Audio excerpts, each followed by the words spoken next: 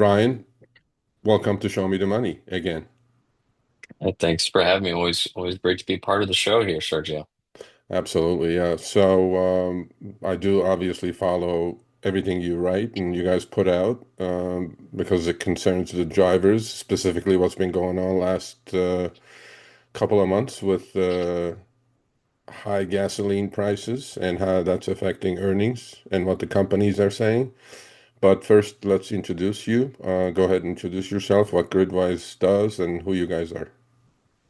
Yeah. Well, again, thanks for having me. I'm Ryan Green, the co-founder and CEO of Gridwise. So, if for people, I'm sure many of you who are tuning in are aware of Gridwise and using it. But for those who aren't, you should. And the reason why is because Gridwise is an app that is designed to help you make more money for the companies that you're already working for. So, if you're a rideshare driver, delivery driver, or even like a task-based worker you can come in and download the Gridwise app, use it to help you understand so much more in detail about your work and how you're doing compared to others who work in your city across any of the companies you work for. But we also capture all this data across every market, and we can actually provide you insight that helps you understand when and where to work, who to work for, in a way that's like keeping up with the evolving trends. I think a lot of people, when I talk to drivers and take rides with them, they're like, "Hey, I don't need this. I already know what's happening in the city." It's like, okay, well, then you ask them a question. You're like, all right, well,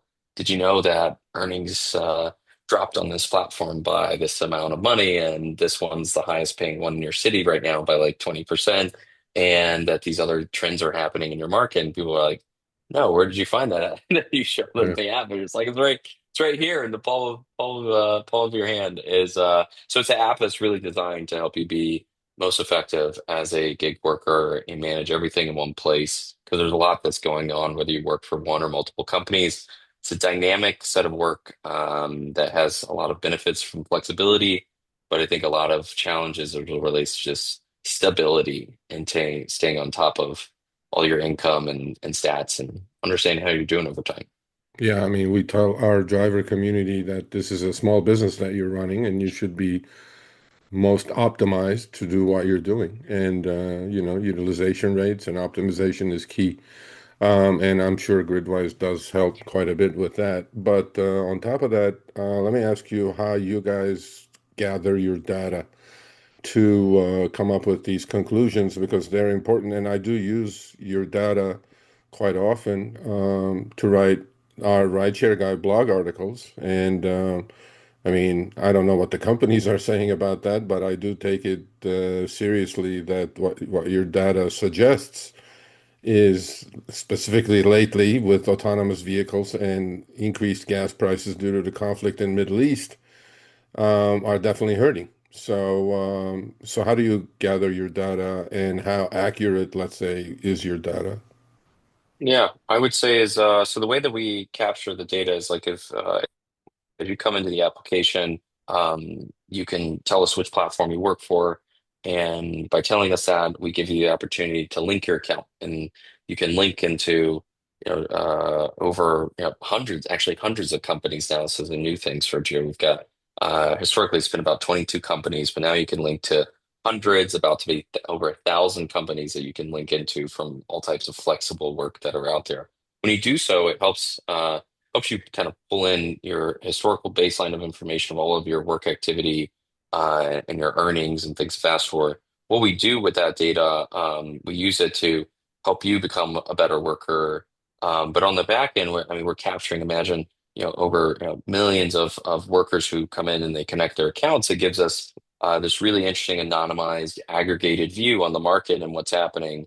And because we've have so many workers who are using the app today, it's gotten us to a place where we've done a lot of work with different companies to kind of validate our data and actually see that it is one of the most predictive data sets in the world right now that can help you predict the direction of where Uber is going as a company in their quarterly earnings reports, or Yeah. Lyft, or DoorDash, or so many others. And so we're very representative and very accurate on what's happening in the market. So as we think of kind of as we have access to this data, what do we do with it? It was like we're producing reports like that you're alluding to here to Yep. help people understand what's happening in the market today. And so as we think about, I think one of the things you mentioned was the rise in gas prices, which has been very top of mind for us all this year. It's come at a very interesting time because going into 2026, I think what's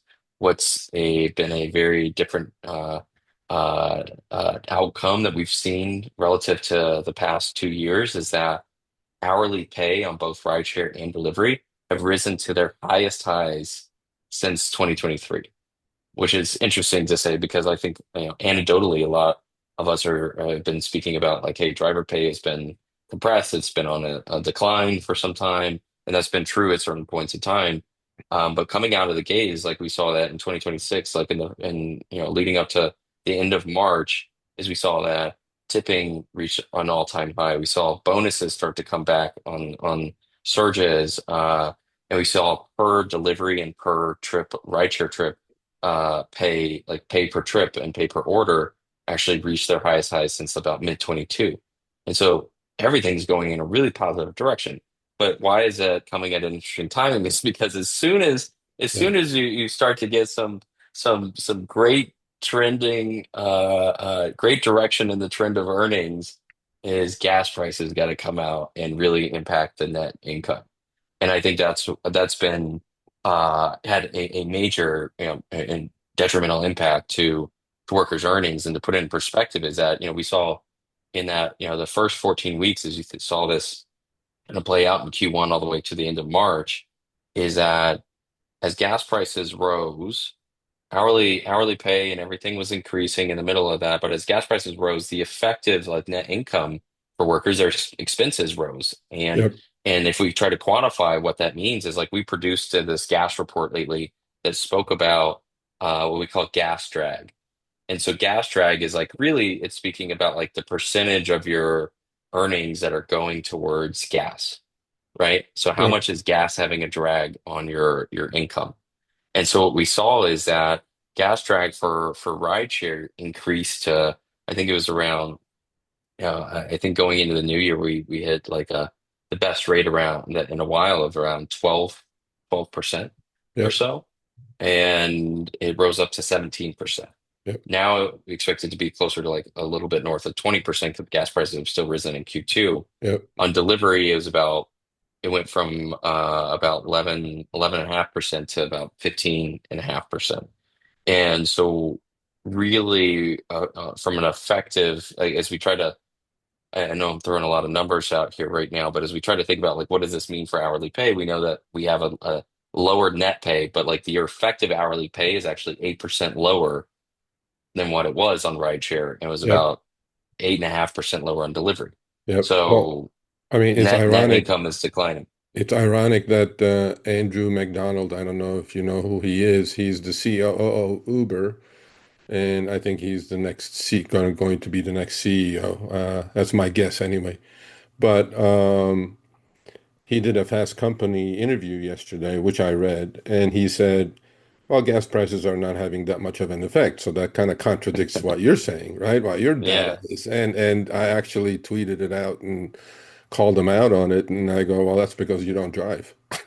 So, and then I invited him on the show. I've invited him on the show many times, and I don't think he's ever responded. But um, so what the companies are saying is that, yeah, we're extending the benefits actually to be ironic. Uber's benefits ran out today, whatever benefits they issued. As you know, in 2021, we had the same thing with the pandemic, right? And Hmm. they had instituted a 55 cent per trip cash injection into every trip. Well, Yeah. this time they decided not to do that. They decided to go with gas discount benefits, which is tied to their Uber Pro debit card and Uber Lyft Direct debit card. Well, if Yep. I know for a fact that only 20 to 25% of drivers trust the companies to have these debit cards to take advantage of those benefits. Well, if you don't do that, then you're out in the cold. And I know I just paid $6.20 for a gallon of regular gas in California, and that's up about $1.70 from 4.50 a couple of months ago. And in the major cities, like New York City, in the big markets, gas prices are through the roof. So the CEO is saying, "Oh, it's not that big of a deal. I'm not buying any of that stuff." So, I mean, nobody knows what's going to happen to gas prices, but my assumption is that driving season is coming around. These gas companies are not going to lower the prices that fast, and it's having an, effect. So I mean, I could ask your opinion about this, obviously, but what does your projections look like? I mean, if the gas prices stay here as high as they are, um, what does that mean to the driver community going forward? Yeah. Yeah. I mean, I think is overall is that yeah, I mean, I think as we look at I'll get to the answer of that question, but reacting to some of the earlier statements is that yeah, I think it was good to see like some of the platforms turn around and start to offer some of the subsidies. I think that yeah, the downside is like the way that they were structured were, I think less fruitful than what we saw in 2022. But Yeah, also as we think about the percentage impacted, I think we saw that you know, like let's say DoorDash's program, I think we saw had like the broadest reach in terms of the yeah, amount of people that benefited from it, yeah, in terms of the amount of the payout, maybe not as much, but like about 40 to 41% of those of workers who were actually receiving those payouts based off of the qualification that they hit. They're in about 17.5%, at least in the first week. I don't have the recent data on Uber Eats. 17% of the active workers during that period that we looked at.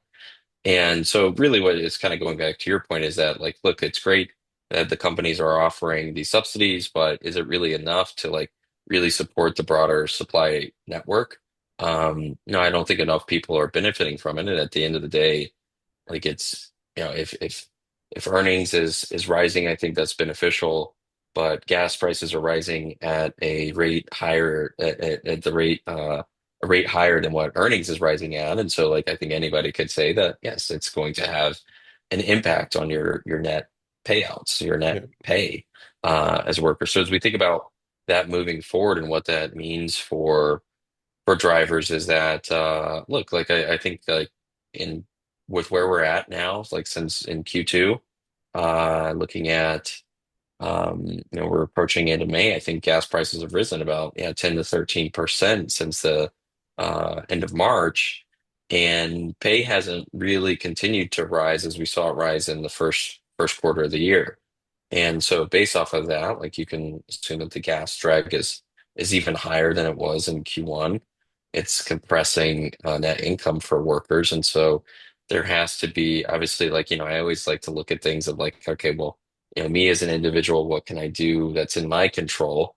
And then, and then looking out of, the market itself and the platforms, I think that like, yeah, there's got to be some other ways that kind of compensate that platforms have to figure out how to compensate for like this continued compression that the entire economy is feeling right now because of what's going on in yeah. I mean, you're 100% the correct when you global say that. environment. Lyft, by the way, extended it to July 16th. Uber hasn't done it yet as of today, which is the last day of the first batch of benefits that they issued. But as you know, gas prices not just affect rideshare drivers or delivery drivers, right? I mean, we're all suffering. We're all drive to work.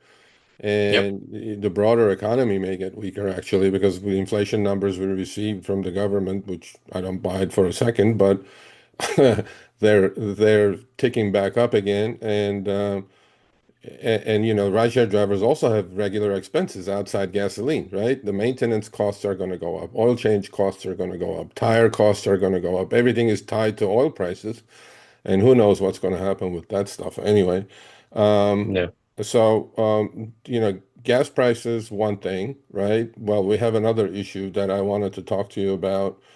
You've done the 2026 mobility report, right? Which I've used and read and used in my articles on the Rideshare Guy, autonomous vehicles. Okay. Hmm.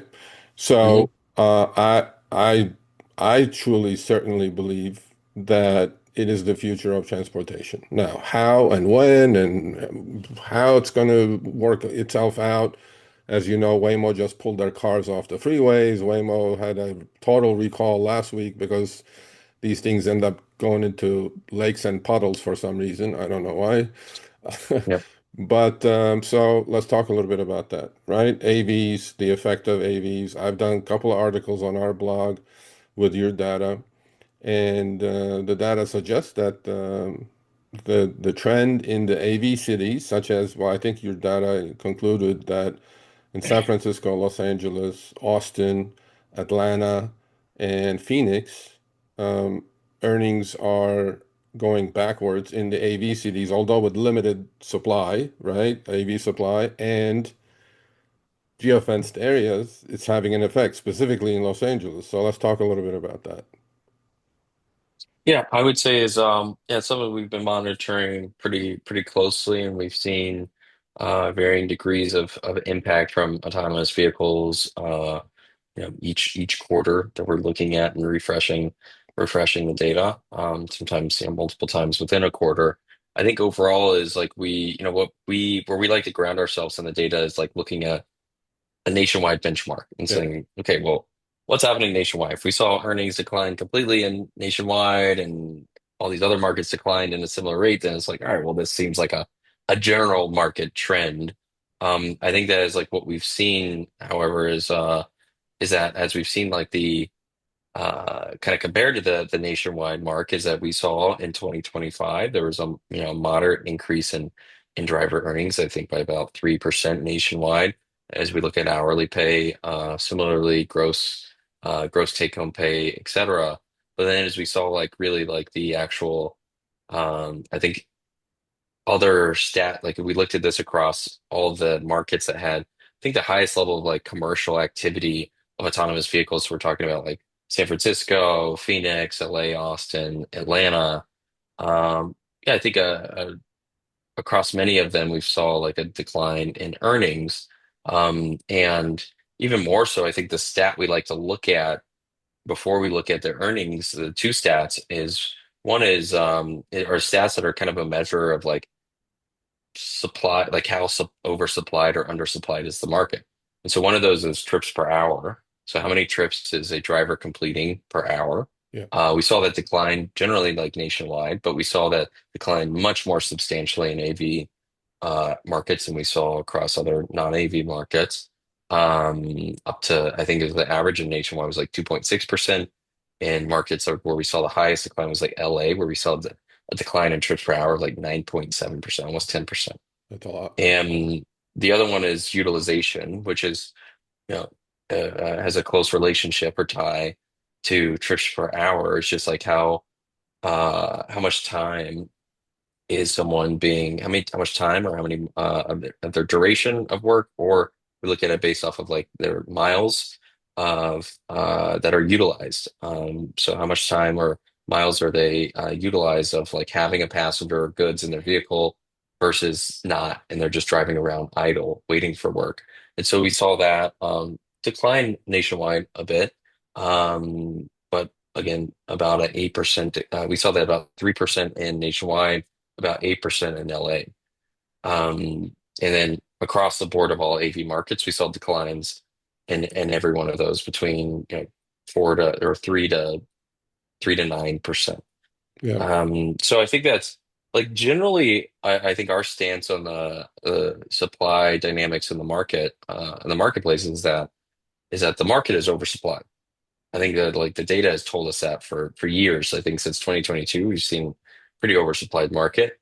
Now, when you're looking at the autonomous vehicle markets, you're taking an already oversupplied market and you're adding more supply to the market. So what do you expect to happen? It's like Yep. you've got it's not like these companies are all working together saying like, well, all right, we're adding an influx of drivers, so let's pull back on this other type of driver that's here. It's like, no, everyone's adding different types of drivers, human and autonomous, and now that's impacting what we call like liquidity in the marketplace, like the amount of trips that are available for any given driver because of Yeah. that. So Oh, I think there's the other thing is the companies admit this. One Waymo is equal to like three or four human drivers, right? Because they don't have the time limit that the human driver has. So you have to yeah, kind of factor that yeah, in as well. And specifically, I mean, those five cities that you looked at, those are basically Waymo cities, right? But Waymos now, testing literally in 30 different cities, right? And those are all major markets, obviously. So that's going to have a further effect on driver utilization rates and earnings overall. And the only good thing I see here that Waymo cannot scale as fast as right as many hoped that they probably would, but Yeah. now you have Tesla testing, right? I mean, Tesla is vertically integrated. They can put out 2 million cars if they wanted to. They build the cars, they put them out there. The fleets are coming. I feel it. I hear about it.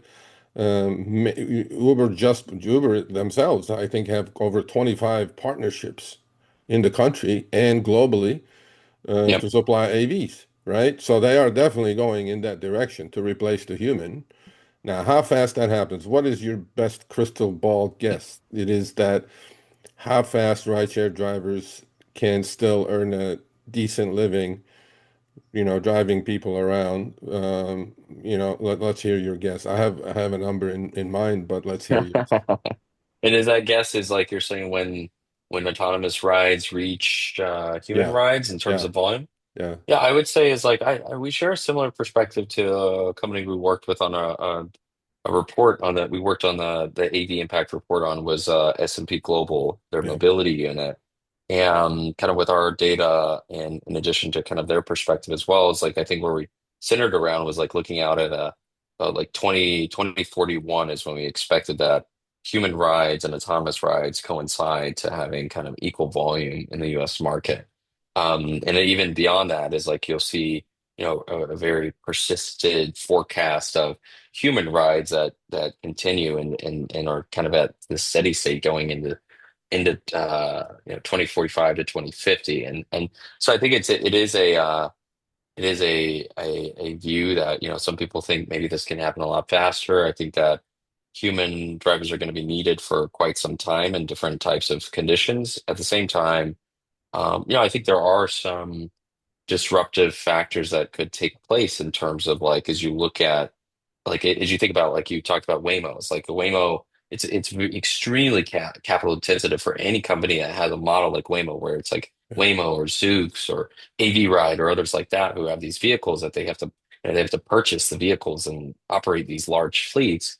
Is that's capital intensive. Now, what's interesting from my perspective is seeing like when I think about like what could disrupt that trajectory and potentially accelerate it is like OEMs moving yeah, towards implementing L4 capabilities into the vehicles to where you as a consumer could buy an autonomous vehicle that you drive for your personal reasons, but then decide to get to press a button one day and then have it go work for you and say like, all right, go work for Lyft today, or go work for Uber, or go work for whoever else has an open network for me to work on. yeah. Now, at that point, when consumers can purchase and own those vehicles, I think that accelerates the amount of supply out in the market and can enable, I think, a more disruptive kind of acceleration of that trajectory of that 2041 outlook. Yeah, I mean, I'm personally working on my own fleet, to be honest with you, just waiting on Elon to put out his $30,000 cyber cab to buy a couple hundred of those and, call Dara and say, hey, Dara, I have a couple hundred cars in LA for you. We're Those good buddies. partner. Why don't you make me some money while I'm sleeping? And Yeah. I want to include the driver in this, by the way. I want to create like something called MIT, which is Mobility Investment Trust, like a real estate investment trust and have it throw some passive income, for whoever wants to participate. So I'm working on that myself because I think it's the future. I really do. So we have a couple of minutes remaining. I'll give you the floor. If there is anything I missed asking you, please go ahead and close us up. Yeah, I know. I think that's like, I mean, I think the top of mind factors that are at play right now. That's I think on top of any driver's minds, on our minds, on your minds, around like what's impacting drivers the most right now. What should they be most mindful of is definitely I think gas prices and how they keeping up with autonomous vehicle rollouts and how that's impacting their income. I think what's important for you to do as a driver is to monitor like keep up with reports like that, keep up with there's people who publish different things. Rideshare Guy publishes a lot of great information on the industry out there. Keep up with Gridwise and the reports that we're publishing. But I think at the end of the day you need an app like Gridwise to track all of your all of your income, all of your stats. And so like as these things are happening, it's like, hey, gas prices rise, gas prices decline, or other events take place, autonomous, a large batch of autonomous vehicles start to launch in your city. You need to be able to keep up with like very precisely like what is happening to me in my data, and be able to go back in time and look at this data and draw the trends and things like that. And so apps like Gridwise help you do so. And I think as just a strategy, you should be, I still take rides with a lot of drivers today who aren't like working for multiple platforms and multi-apping across delivery and rideshare companies or multiple delivery companies, and you've got to kind of create your own portfolio of work. And I think that's like the future of where we're heading right now is that, you look at AI, you look at autonomous vehicles, you look at kind of all these automations of tech and innovations of technology that are coming out that provide a lot of benefits. They're also going to shift labor completely as it relates to gig work like this. They're going to create a new level of the amount of gig work that is gig workers that are out there because I think more and more people are going to be looking for fractional and flexible work. More types of jobs are going to appear in terms of like, okay, you have autonomous vehicles, now you need people to help us operate these vehicles in certain ways or take over them remotely and drive and Yeah. be a remote rideshare driver thing. So I would keep up with what's happening in industry's trends, keep up with your own data, make sure you monitor that. And like Sergio said, run it like your own small business, as that's pretty critical. And I think those who do so are going to be able to stay ahead of the curve and try to, and be able to best weather the storm as you go through differing levels of adversity as these factors kind of play out. Yeah. Well, thank you, Ryan. Much appreciated as usual. We'll have you on again in probably a few months when you come out with another AV report, or let's see what happens to these gas prices. So, thank you. Much appreciated. Nope. Thanks for having me, Sergio. Appreciate it. All right, thanks for watching. That short little clip was from our live stream, Show Me the Money Club with Sergio and myself, Tuesdays, 6 p.m. Eastern, 3 p.m. Pacific. Make sure you subscribe, turn on all notifications so you get notified when we go live, as well as all of our awesome content. Make sure to check out this video right here, which will take you to the entire live stream, or check out this video right there. All right, drive smart, everyone.